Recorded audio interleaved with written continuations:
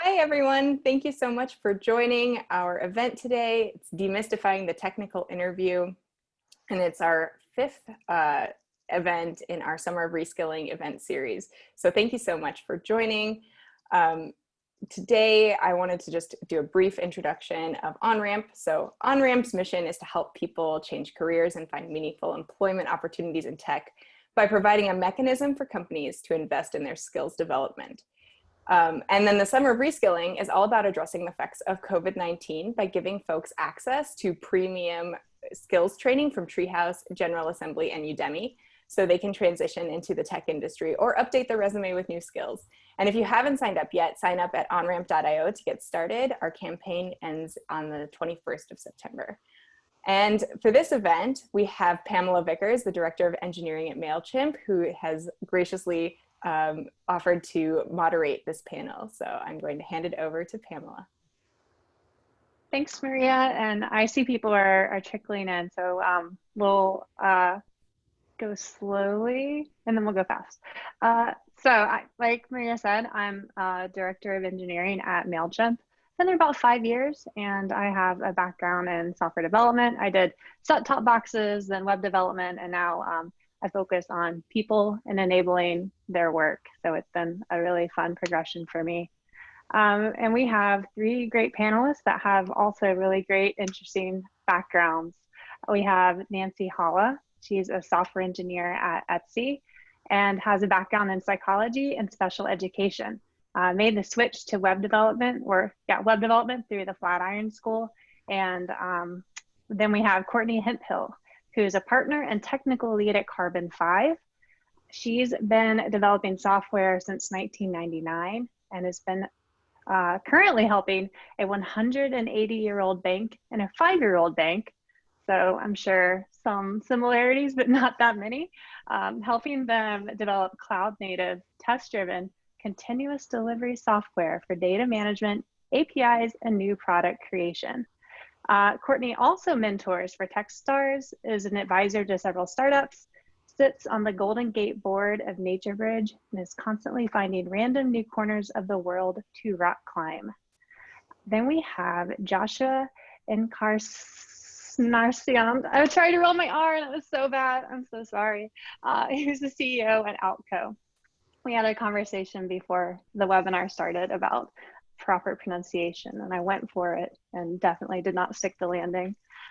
Joshua is the CEO of Outco, a computer science fundamentals and emotional intelligence training organization that helps people succeed in the technical interview process. Joshua has extensive experience in technical recruiting and training and development, and joined Outco as the 2nd employee in December 2015. But in December 2019, he became CEO and is now working on leading the team through COVID while growing the business. So a few housekeeping. We have some Q&A time saved at the end. So we'll be receiving your questions in chat. But if you have any extra questions that we don't have time to, all of our panelists have graciously offered to answer questions through LinkedIn. So if you make a note of their name and you find them on LinkedIn, maybe connect, send a message, and they will get to it when they get a chance. Did I miss anything, or should we jump into the agenda? No? All right, let's do it. We're going to start with a topic that is a bit, I think, a stress point for a lot of people, and that's whiteboarding. They're even a little bit controversial. You'll find that some companies don't use them, some companies do. There's some critics, but then there's some big defenders saying if you do it right, it's really good. So in the case that a candidate is going to interview and there will be a whiteboarding portion, do you all have any recommendations for how to prepare and how to approach those types of interviews? We can start with Joshua. Yeah, so great question, and obviously a big point of tension, honestly anxiety for a lot of job-seeking software engineers. And so for the 2,000 folks that we've coached at Outco, we always propose this 4-step kind of framework for approaching a whiteboard. And the 4 steps are understand, what's being asked of you. I think we can't understate that enough. A lot of times people just want to attack the whiteboard.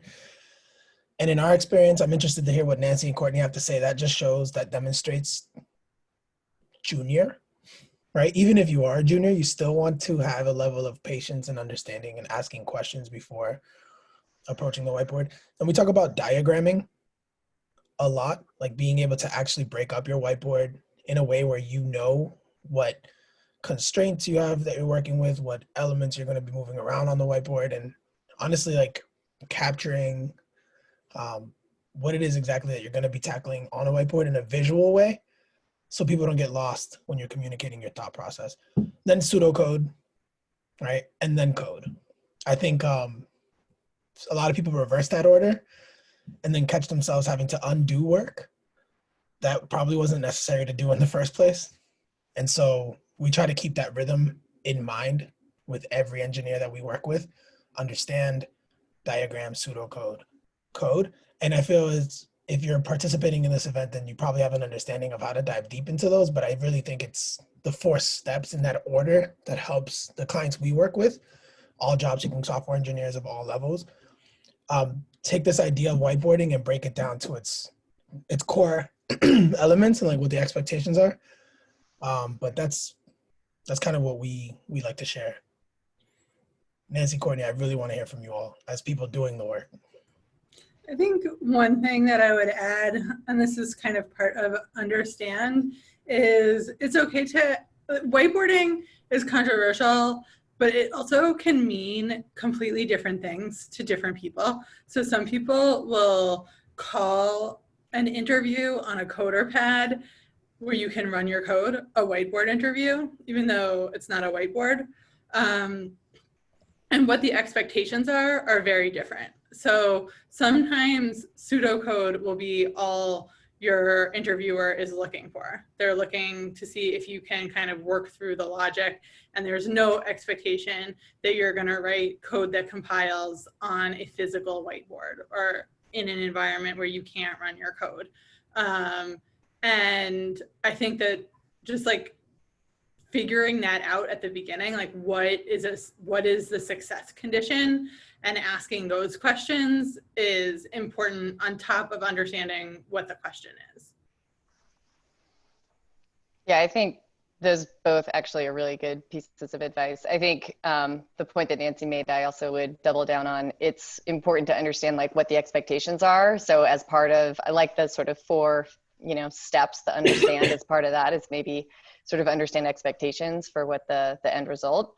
I feel like for all the interviews that we have, we're mostly looking for the logic process and not to the point, the like result. So how do you think through a problem? How do you get to the sort of constraints of the problem, the use cases of the problem, the edge cases of the problem?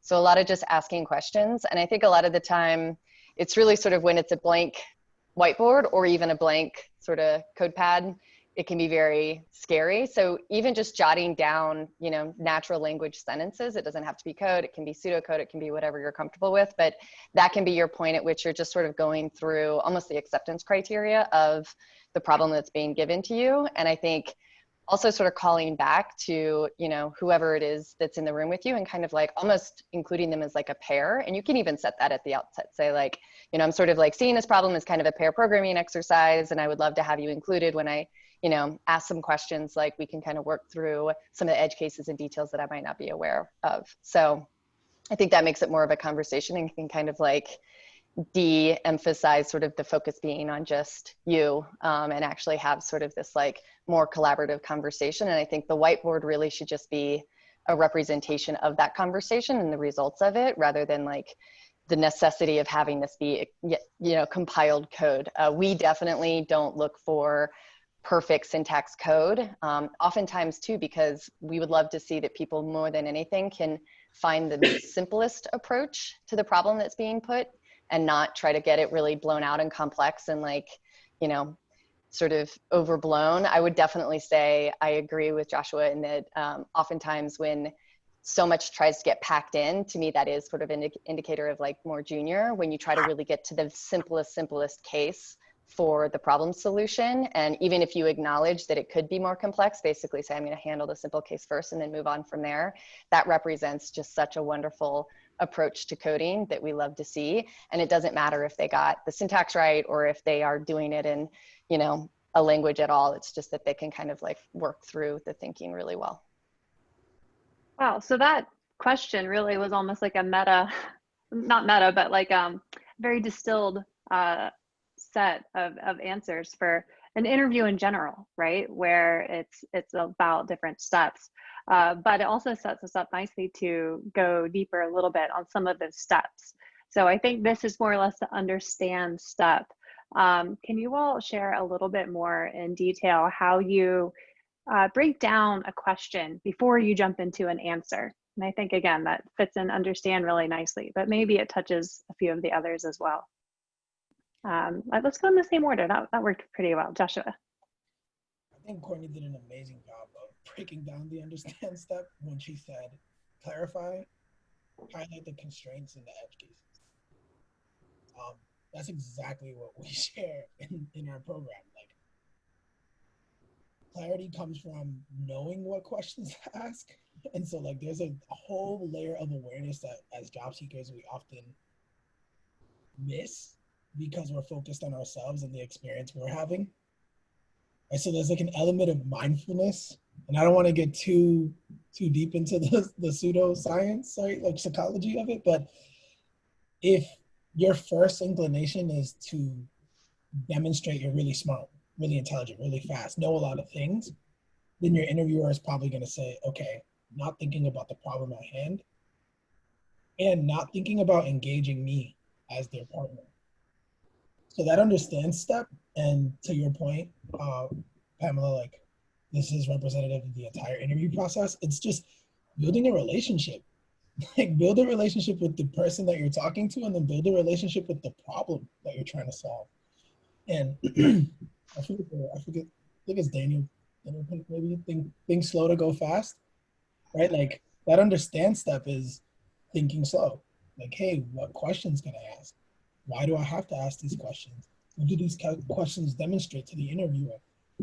And I think a great way we sum that up is this concept, forget where it came from, of humble inquiry.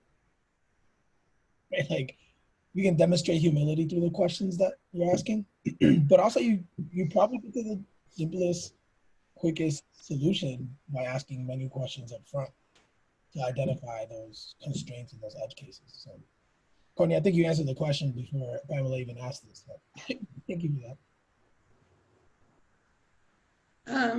One thing, this is kind of taking a step back, but I just want to like call out that different interviewers have sort of different things and experiences that they're looking for. And I kind of agree with Josh and Courtney about what a good interview should look like and that it should be collaborative. But that's definitely not universally the case. And this is part of why whiteboard interviews are controversial. But there are going to be times when your interviewer is going to give you a question. You can always ask clarifying questions. That is always part of it. But it is not always the case that it's like a pair programming exercise. So asking that explicitly at the beginning, understanding what the parameters of the interview are, saying something like, I personally am not a person who's very good at talking while I'm trying to write code, either typing it or writing it on a whiteboard. I find that to be very, very challenging. And a lot of people do, and that's okay. So at the beginning of an interview, I always say, if I'm the interviewer, I always say, it's okay for you not to narrate your entire thought process. And if I'm the interviewee, I say, is it okay? Like I work a little bit better if I'm working quietly. Is it okay if I like try and make progress and then check in at stopping points for myself? And if you set that up at the beginning, just like communicate what your work style is, you're gonna be in better shape. And I would not go in assuming that you're gonna be basically pair programming with someone, but you can ask about it and nobody's gonna hold that against you. But if the answer is like, no, we really want to see how you work through this on your own, then like keep your cool and think of the person not as your partner, but as your client, right? Like, so if you were an independent contractor and you were being hired to write some kind of code, you're allowed to ask questions about what the code is supposed to do. And that's always going to be okay. So like, think of yourself as someone who's being asked to like perform some kind of nebulous task, and part of your job as an engineer is to make that less nebulous, which is often part of the job of engineers. Man, what Nancy said, I can't like shine a light on more, because that is so important. I think there's a certain amount of research you can do before going into companies to sort of understand the company's approach to, you know, everything from sort of collaborative pair programming to just, you know, general like work environments they set up. So many companies now have blogs. I would definitely encourage reading through those before going in. But I think sort of doing a bit of prep work to prepare really the conditions for your own success for that interview is huge. And I think what Nancy just outlined is like, it's really important, because that not only demonstrates, well, it not only gives you an opportunity to set yourself up, but it also allows for the company or the interviewers to understand that you are introspective and that you understand sort of what is your best sort of working environment, and to be open and honest about it and to have that conversation. And I think that's huge, because without that expectation set, then there can be, you know, there can be misunderstandings. So I think that is a really awesome way to approach it. I think for us, when we are interviewing, we definitely are looking for people to, you know, as much as possible, be vocal in the thoughts that they have, but absolutely, if they need some time, we want to be able to give them the time so that they can do that. And I think also it's important, if part of what you need to set yourself up for success is to get some details about the expectations even before getting into the interview. I think you absolutely can send an email and sort of understand kind of what the expectations are beforehand, so that you can kind of go in with a little bit of that already taken care of. I'd also say sort of just practicing, because I think in many cases, people can go in and it is really scary to code in front of, especially sometimes you'll have like 2 or 3 interviewers in a room, and that's just like terrifying. So, you know, maybe taking a practice of like writing things on a piece of paper before going in, so you're sort of like allowing yourself a little bit of like thinking room, and you can kind of have that experience of like acting as if there is going to be somebody else that you have to like prepare a problem for. And then I think the other thing that Joshua brought up, which is just sort of ways in which to kind of like think through the problem. Everything that he identified, I think, is really important. But I also would say he brought up this idea of like trying to be the smartest person to get the job. It's really, that's actually oftentimes not what is being sought. It's really this idea of how might you collaborate? How might you break down a problem? It's less coming up with the perfect, most amazing solution. And it's really a lot more about how you might think through a problem, how you might collaborate with others to think through that problem, how you might be able to articulate that problem in a succinct way and distill down like the complexity of it to something more simple. So I think it really is important to kind of be humble and to acknowledge what you don't know and to ask questions where you don't, and also sort of acknowledge where your strengths are. And I guess the last thing I would say is like, I would encourage everyone to sort of go in with really good questions for the companies. It's, in many ways, this is an interview of you wanting to get a job at a company, but oftentimes it's also you wanting to be at a company that you're really going to enjoy your time at. And so I think it's lovely if I'm in an interview and someone is asking like deep prying questions about our work ethic and sort of our, you know, general environment in which, you know, developers collaborate, or whatever it is that there is, you know, that they know is going to be great for them. And that in and of itself, those questions will allow me to understand more about them. And also it allows them to understand if this is even a good fit for them. So I would say prep those questions beforehand too. Wow, you all are just like leading us right through like the questions that we have listed. That's awesome. One thing that you mentioned, Courtney, that I'd love to just highlight is the idea of practicing. I know that Onramp, as part of their summer of reskilling, they're setting up some mock interview days maybe Maria can post in the chat, or I think if you probably sign up for the Summer of Reskilling event, just in general, you'll probably get some information. So if any of you are looking to do some mock interviews, anyone in the audience, there's going to be some opportunities through Onramp. I would say probably you can ask any acquaintances you have if they're willing to do mock interviews. I know that's not probably the most comfortable question, but I know that it's something a lot of people are really happy to help others get better at. So practice is huge. But so like I said, you all touched on a lot of these aspects, but I'd love to hear about how you prepare for an interview, and even on both sides, as a candidate, what are some things you do to prepare?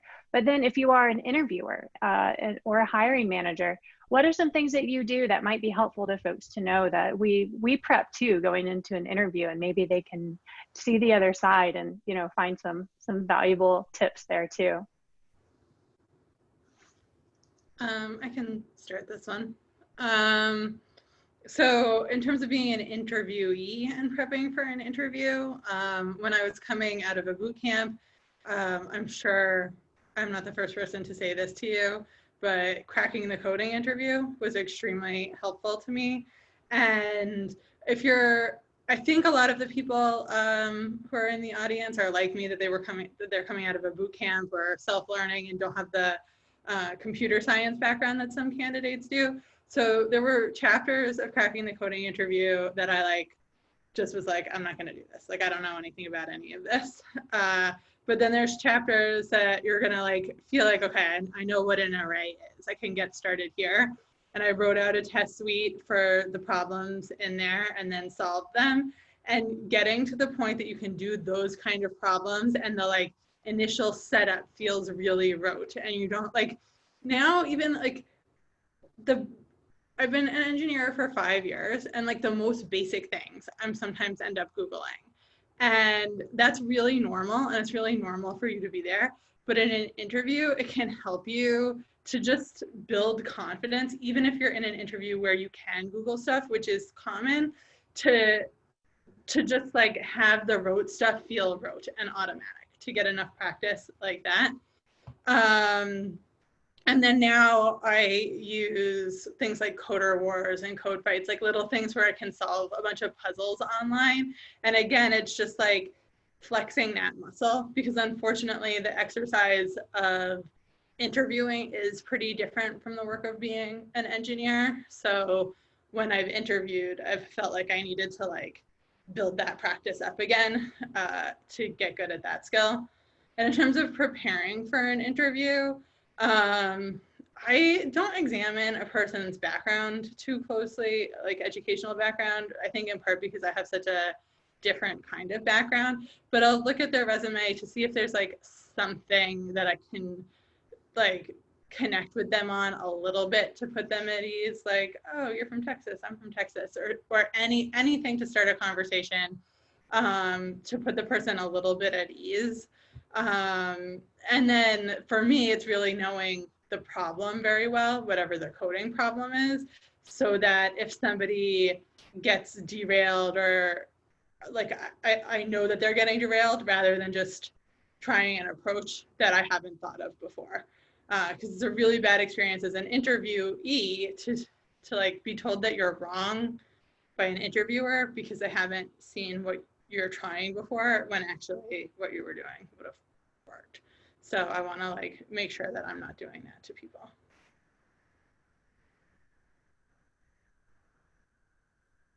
Yeah, I guess I can go. I have not too much to say about being an interviewee. It's been a while. I've been at my company for a while, so I haven't had that experience too much. Although I do remember interviews in the past where I was terrified, because I also similarly did not come from a computer science background. And so I had to learn I probably learned all the bad habits first, and then I learned the good habits over time. So, but I would say I agree in that what I would love to see as an interviewer is, and I absolutely love when this happens, when someone just really has a lot of confidence around their tool set. So you ask them a question and they sort of know a tool they can go to either debug or refactor or investigate, and they just really have their tools at their disposal for whatever, if it's backend, if it's, client side, that they just kind of like know exactly how to sort of like jump in and at least like use a tool to kind of come up with an answer. I think that's great. I also, as for me prepping for an interview, I definitely would look at GitHub. I mean, I am really curious. I love when people play around a lot, to Nancy's point, sort of like doing, katas or, any kind of just like programming exercises or sort of fun puzzles. I think like it's really awesome when you see that people just, they like it. They just enjoy sort of the puzzle of programming, and you can kind of see that represented in some aspect. And then I would also say, totally don't want to be interviewing people on things they don't know. Like I would never ask sort of iOS questions to someone who's never had any mobile development experience. So definitely understanding sort of like where their strengths are and not trying to dive too far into where their weaknesses are. I think sort of understanding kind of like where the edges are of their knowledge and where they want to go, sort of where their like core skills are and where they want to go is a question for the interview, but knowing where their skills lie so that you can kind of orient questions for that. So that's mostly the prep work beforehand. Covers like almost all of it. I guess like what I can offer is the recruiter side, the recruiter's perspective. I, unlike Courtney and Nancy, don't write code. I can put together a boiler template. I can write some JavaScript code. I can probably do a little bit of plug and play on any sort of like website design template. Kind of like Squarespace, but my training came by way of actually conducting phone screens for software engineers. So my first job out of college was for Google, where I was doing 600 resume reviews a week and 20 phone screens a week. So as y'all can imagine, I had a lot of fun. It was all software engineering resumes. So if you want to talk about imposter syndrome, that was another one of those like big experiences. But what I learned in that process was preparing as the recruiter conducting the phone screen really is a matter of having a set of questions that you ask to remain objective or try to be as objective as you possibly can. And they're focused on trying to get as much information as you possibly can to brag to the next software engineer that you'll be interviewing with and convince a hiring manager that you've made the right decision.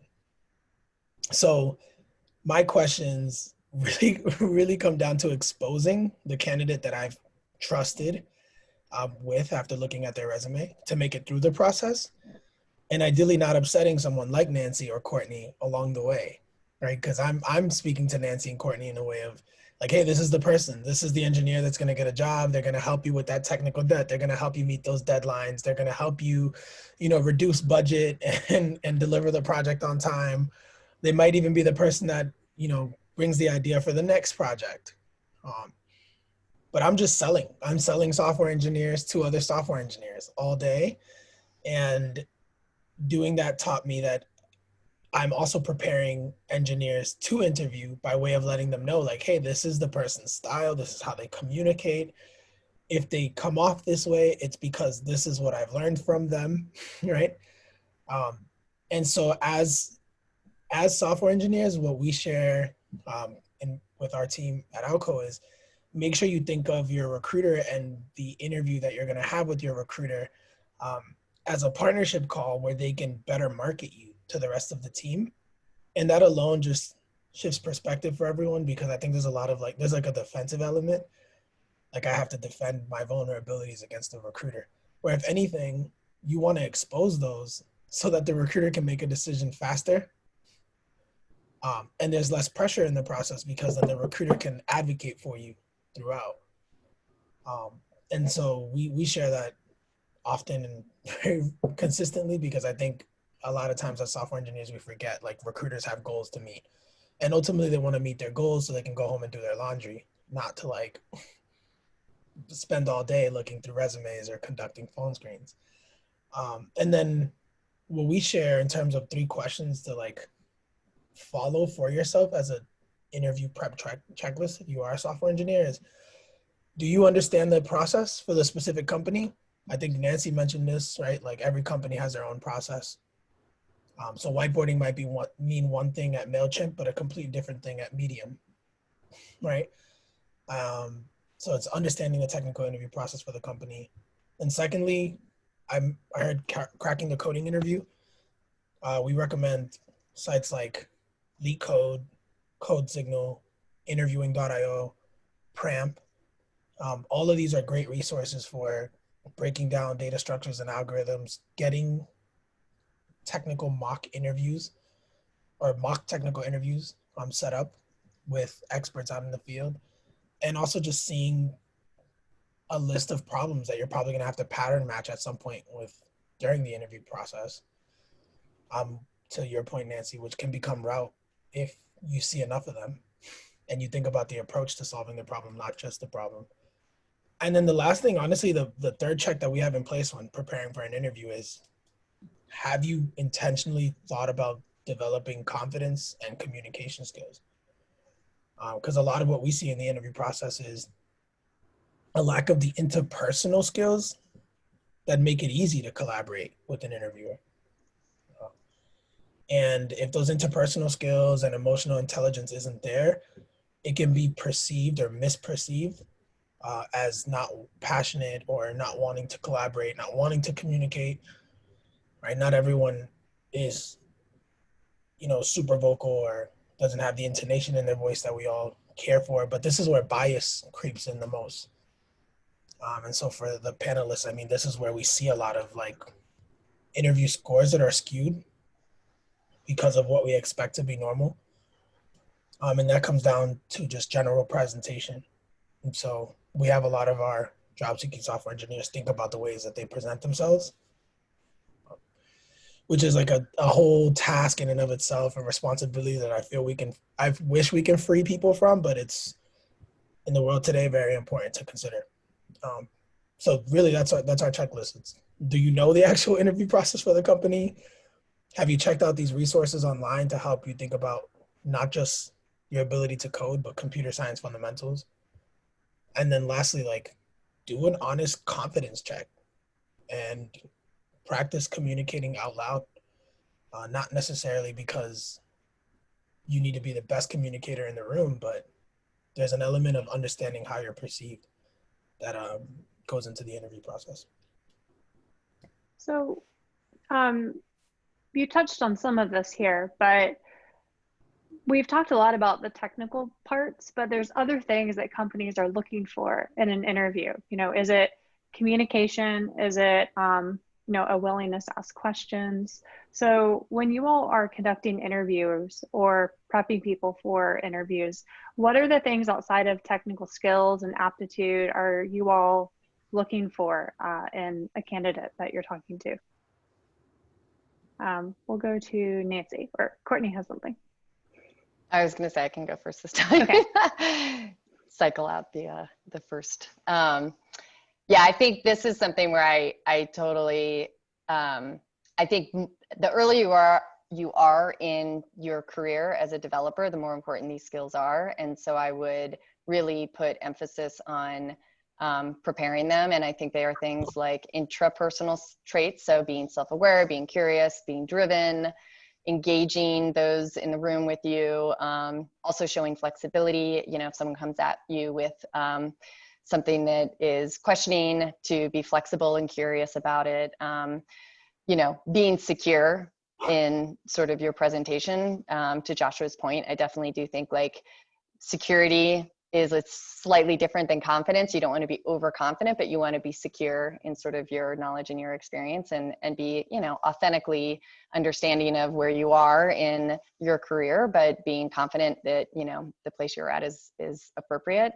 And then really just general integrity. And then I think so many companies now, it's very rare that you find completely independent software developers working at companies, maybe in DevOps, but even now, developer experience in DevOps is a very sort of team function. And so you are going to need to be able to have great communication with others. And so you know, we have questions that are really targeted around being empathetic, collectivist, you know, having discretion in your thinking, and just being respectful and collaborative in general. And then I think the final thing I would say is that in many cases, like not having all the knowledge, not having all the experience, that's actually okay if you can sort of demonstrate that you're an eager learner, that you are, you know, that you're disciplined, that you've spent a lot of time working through problems in the past, that you persevere when you're presented with a hard problem, you know, that you can be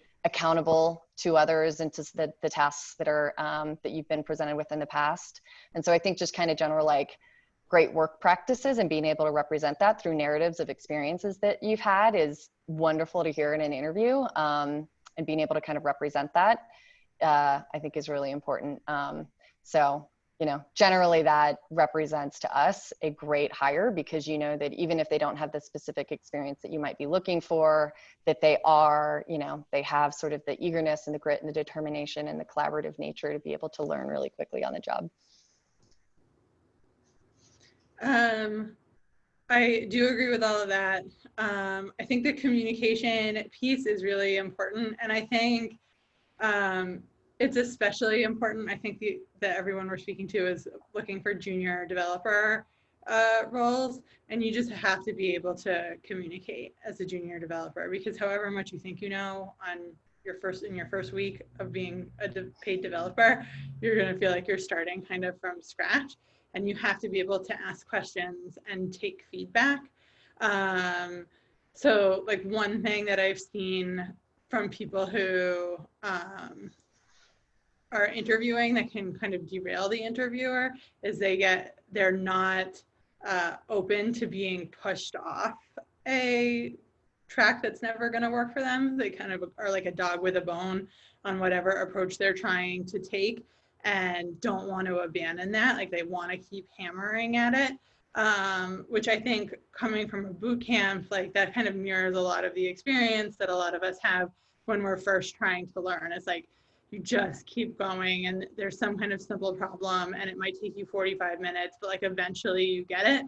But that's not really an option in an interview. You can't spend 45 minutes doing a part of it that should take 2. So listen to the cues you're getting from the person who's talking to you, and don't make them say, that's not going to work, try something else. Because they want to hear that you can pick up on something a little bit more subtle. And then this is sort of going back to something I said earlier, but I think some people, especially juniors, get so nervous about being told that communication skills matter that they kind of start to disintegrate when they become aware that they've been quiet for a while or something like that. And as long as you are checking in and regularly communicating, you're going to be okay. So like my approach and what I tell other people to do when they're working through a coding problem and you're not comfortable talking the whole time, which will, for a lot of people, slow you down and make it harder, is every time you want to click the run code button in a coder pad, or every time you want to look over your code to check it, that's a time for you to say, to like narrate what you've done, every stopping point. And that should be like once every 3 or 4 minutes, but it is okay to be quiet for 3 or 4 minutes at a time and think through something. Just set that expectation up at the beginning. And if you feel like you're kind of in that mode where you're kind of disintegrating in terms of communication because you're nervous or because you're having trouble working through the problem, just remember that being explicit and introspective is okay. So saying, I'm a little stuck here, I just need a moment to think, or this feels like something that's just a typo and that I can't get it. Like, do you see what the mistake is? I'm just not seeing what it is. And just being explicit is better than either going dark or kind of melting down. Just be direct and honest. Like, everyone's seen a million interviews. Everyone knows that it's okay. Your interviewer has empathy for you.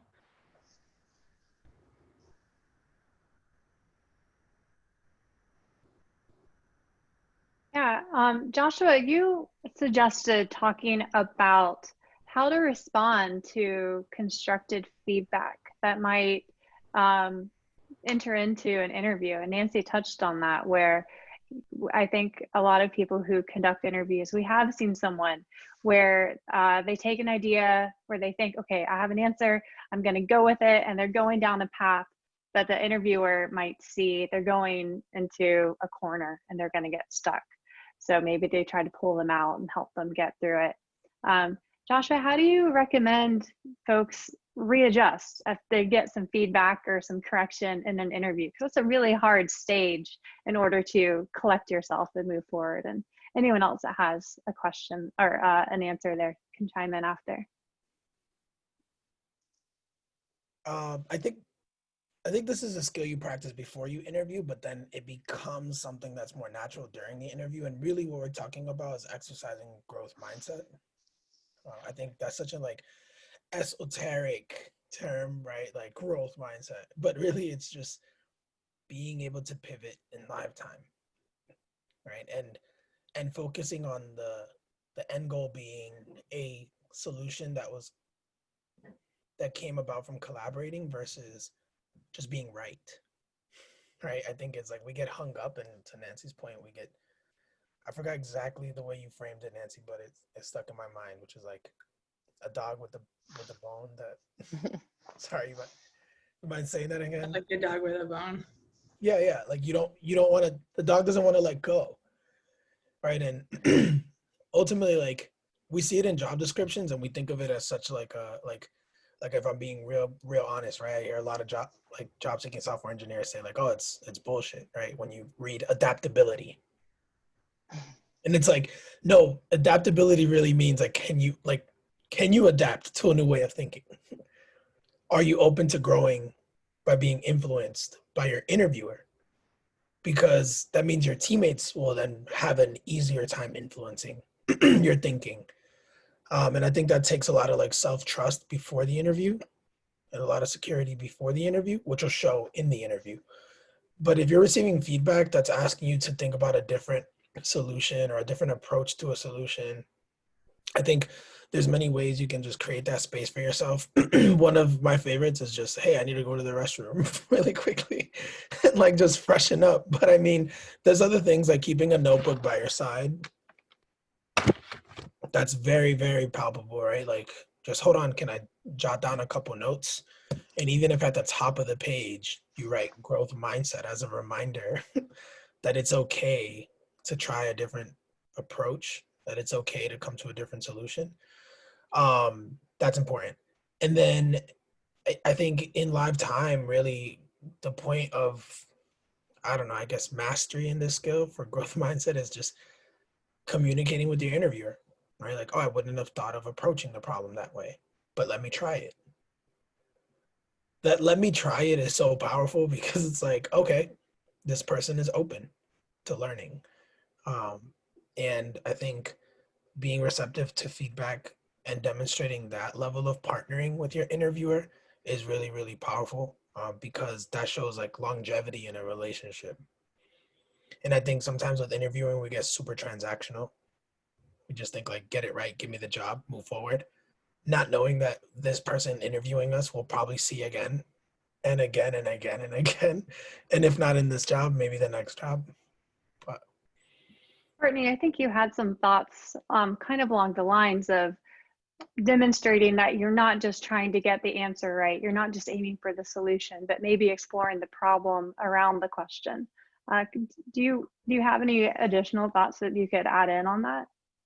Yeah, I think particularly in situations where, I mean, I've done this so many times as a developer where you've sort of gotten yourself a little too thick in it and you're getting twirled around on something that's like some sort of pretty complex logic and it's just your brain is tired.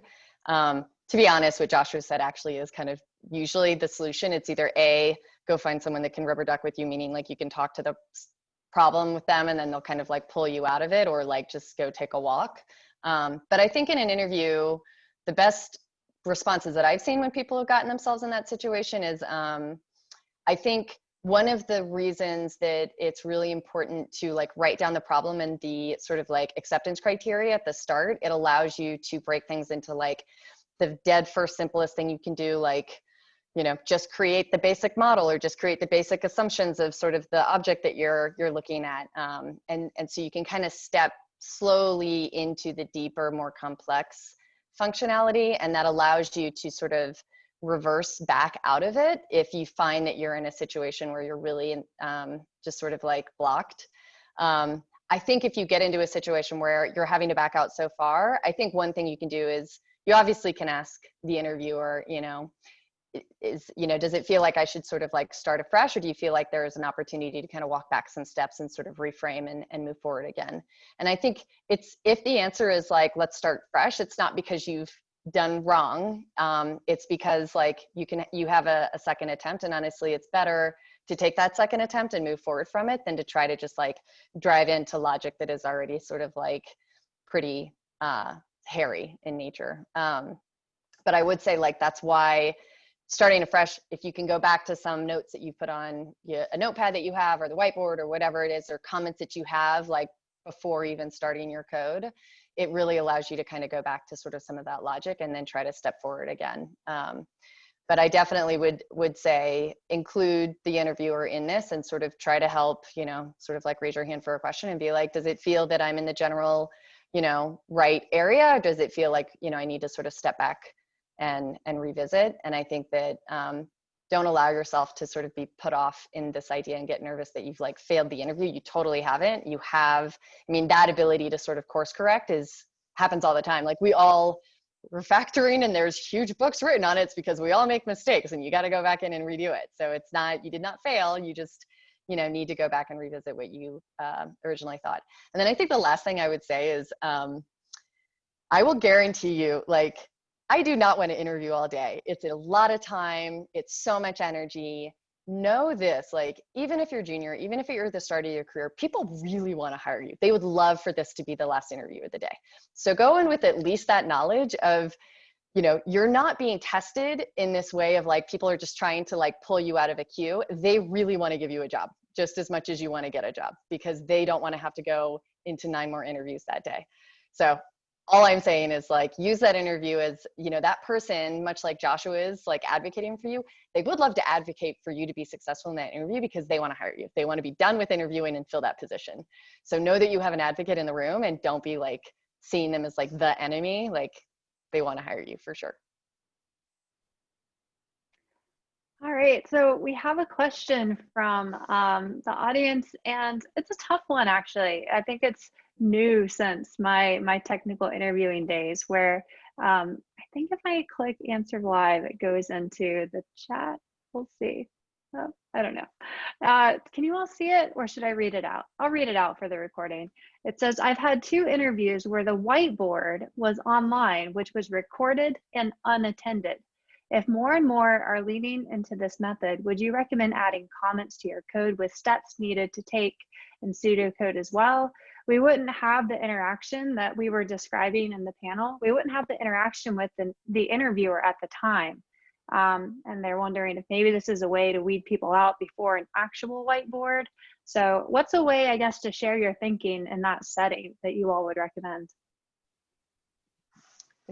I would say comments, yes. Also tests, like test-driven development, showing that you've done like a TDD approach would be huge if the person isn't there. But comments that will be the written form of the narrative that you might have in person would be great. And I would even say in those comments, like the questions that you might have asked can be in there. Be like, you know, I was a bit confused here, and a question I would have asked is this. So you can, you know, you can at least then you sort of see where the person, you know, had a question that you weren't able to answer because you weren't there, but you understand, like, again, their logic and their thinking. I'm going to have a slightly different possible answer. And this is something that you can like ask of the recruiter who sent you to kind of figure out what the goal of it is. But I've done some of these, and I think that some of these, like, they have built-in test suites. It's almost like doing like a kata or something like that, a lot of them, and they'll be more elaborate. And my belief, although I don't know this, is that like there's like a recruiter who's been taught to run the test suite, and Like the comments aren't going to matter if you don't get the code working. But that could be wrong, and I haven't been on the interviewer end of that. But my approach when I've done ones like this is to try and get it working. Part of my own process is to write comments before I start writing code, to like tell myself what my goal of my code is. Like I write my pseudocode in comments. So like that's not a bad approach, but get through it, get it working. And then if you still have time, because mine have been strictly timed, then go through and try and like make it beautiful and write nice comments for an engineer who might look over it later. But if you're in a situation where if you don't get the test to pass, no one's gonna look at it, then that communication thing is secondary. And I also, frankly, write my code like that as an engineer. Like I get it to work. And then on the last pass before I open a PR, I go through and write all my comments for all the people who might ever read that code again in the future. But I don't think they're necessarily watching the recording. I mean, I would riot if my supervisors told me that instead of doing interviews, I was gonna sit and watch an hour-long video of someone doing an interview. So I would not assume that an engineer is watching that recording.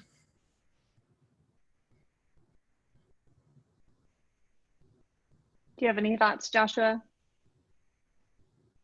I plead the fifth, and I hear what Courtney and Nancy are saying, and I agree.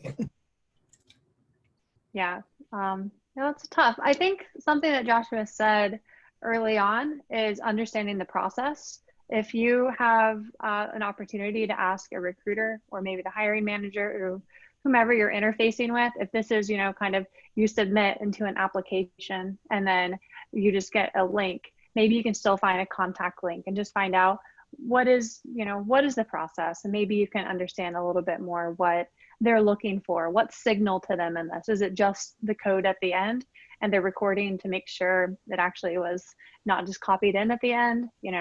I think if you can understand the process, you might know which approach to take, but definitely not an easy one. So we do have more time for questions. If you drop them into the Q&A, I will make up a question or pull from the bank if we don't get any in the next couple of moments. But thank you for that question. I feel like I learned something even from the question itself.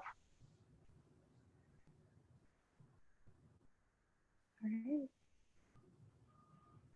So one more question that I think we can get to that hopefully will be valuable to everyone in the audience is, we've talked a lot about what to do once you are in the technical interview. Do you all have any advice about even getting to that stage where you have made the connection, but you haven't gotten it scheduled yet? What do you do to really get it over the line from applying maybe, or even getting to the application stage? How do you get that technical interview? Definitely jump in here. Yeah, we share this approach that we've deemed reverse recruiting, right? We reverse engineer the recruiting process, but really all it means is practice the courage it takes to reach out to people directly, because the worst case scenarios, you get a no or you just get ignored. But 3 out of every 4 hires for most tech companies, which has been true now for probably 20 years, comes from an internal source. Some sort of referral, a recruiter that already works at the company, or just an internal promotion. But knowing somebody within an organization is going to make your application stand out 10 times more than a person that doesn't know someone in an organization, because we all trust people that we know, right? And so putting ourselves in position to build relationships so folks know us is really, really, really important. And having seen hundreds of engineers earn jobs through completely ignoring the application process and just going directly to other engineers who can potentially earn a $5,000 referral bonus, right, for submitting their resume, or other recruiters who are legit paid to find engineers all day long and are having all sorts of stress and anxiety roller coasters for not being able to find talent. Um, it just further reinforces like the application process leads you to the resume black hole where you work hours on end on this document to then hit send and get no response and feel deflated when you could just talk to someone, which is probably way more enjoyable. It depends on who the person is. Some people don't like talking to people. Clearly, I'm not one of those people, but could potentially be way more enjoyable if you find someone you enjoy talking to, but also a lot more efficient. Like in the world of engineering, we talk about efficiencies. Don't go the traditional submit your application route. Connect with people directly. And most recruiters, at least from in my experience and having been trained at Google, worked at Uber and helped build now 3 startups, every recruiting team I've been on or have learned from, we actively promote putting our contact info on LinkedIn or whatever public platform we're going to get a lot of attention because we want the least resistance towards finding the most qualified person. But I know that there's a lot of varying experiences with connecting with recruiters or people in general. You never know what's behind, door number 2 per se. But I think it's worth taking the risk, especially if the payout can be a more favorable life by earning a better job, better paying job, and also just being part of a better environment. And so my recommendation always has been, if you want to earn technical interviews, reach out to people via email, which is funny because a lot of times I'll hear engineers say, well, I don't have every recruiter's email. And I'm like, how many times have you built an email web scraper? That's like, okay, yeah, that's pretty simple. I'm like, how many of those tools already exist for free? We were like, well, that's a little invasive. I'm like, recruiters are trained to use email web scrapers to reach out to you. Do we really think it's that invasive in the world of the internet? Now, if we're like on someone's Snapchat, maybe that's pretty invasive. But like email, it's normal to get emails from random people. LinkedIn, if you're thoughtful in the message that you write when you're requesting to connect with someone, worst thing a person can do is ignore it. At best, you've made a new connection, potentially a lifelong friend. At the very least, someone that's going to interview you. But that's my honest recommendation. I think the advice to reach out to recruiters is good, and you should definitely defer to Joshua's expertise on that. The one thing that I would say a little different from Joshua is not like do that instead of the traditional application process. Definitely send a lot of applications through the traditional process. Like writing a cover letter, like you make your resume once, like it's not going to change while you're looking for a job out of your first boot camp experience or looking for your first tech job. And cover letters sometimes matter, sometimes don't. It's worth putting the effort in. But like if you don't have a job now and like you need a job, I would say like try applying to a job through the traditional route every day. Like that's been my typical approach. And when I have never proactively reached out to a recruiter, but I have applied for dozens of jobs. And like the job listings that companies have on their websites are not fake. Like those are real. They're really looking for candidates. So definitely do apply to those. Don't take it personally that you're gonna get a lot of rejections. As an engineer with 4 years of experience, when I was applying to Etsy, I got a lot of rejections, a couple of interviews, and like that's how it's gonna go until you're very senior, and that's okay. Like it's just like it feels very demoralizing while you're in it, but then you get a job and you're okay. But definitely do not skip applying to jobs the regular way. Yeah, I guess the only thing I would add is we absolutely have used and our clients have used things like Hired, TripleByte, Indeed, LinkedIn. So all of those platforms, being on them will help get you exposed to companies. So if you want to target specific companies to go after, you should go to those companies' websites. But if you want to be generally seen by companies that you probably don't know about, definitely getting on TripleByte, Hired. Those are sort of the top 2 that I hear a lot about, particularly for developers. that will help sort of get you exposure. We got one late breaking question, and I was going to ask if Nancy could answer it, because I think, Nancy, you mentioned maybe this happening. It says, in whiteboarding interviews, when the expectation is to be self-sufficient in solving the problem, how might you pivot when you get stuck? You can always ask a question to clarify what the code is supposed to do. And you can always like write out your logic and walk through it. And the truth is that sometimes as an interviewee and as an interviewer, like I've been in a situation where either me, if I'm interviewing, or the interviewee just gets stuck and it's not going to finish. And I think like the right thing for an interviewer to do if they realize like it's hopeless is for them to pivot and turn it into a collaborative thing, even if it means that the person's not gonna get the job because like it's expected that they would do it independently. And hopefully that happens. Hopefully they don't just let you flounder at the whiteboard for 45 minutes, but like there's companies that are gonna let you flounder at the whiteboard for 45 minutes. And it sucks. And then just like go shake it off, take a shower, have a drink if that's what you do. I mean, like that's a bad interview. It's not your fault. Like, so here's my question. Who on this panel has had a bad interview before? All right, cool. I just wanted to normalize that moment of like, well, that went poorly, but maybe on the other side, the next one will go better. Well, thank you everyone for your time. I hope folks get some good, valuable, actionable advice out of that. I think it was recorded. And I guess, Maria, is there anything else we should do, or are we wrapping up?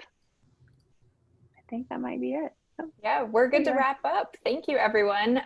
One thing Pamela mentioned, and I put it in the chat, we will have mock interviews coming up, not next week, but the week after, and then in a couple of other weeks, and then later. So we will have more information. If you haven't signed up for an Onramp account, do that now, because we will be sending it out to our email list. Thank you all. Right.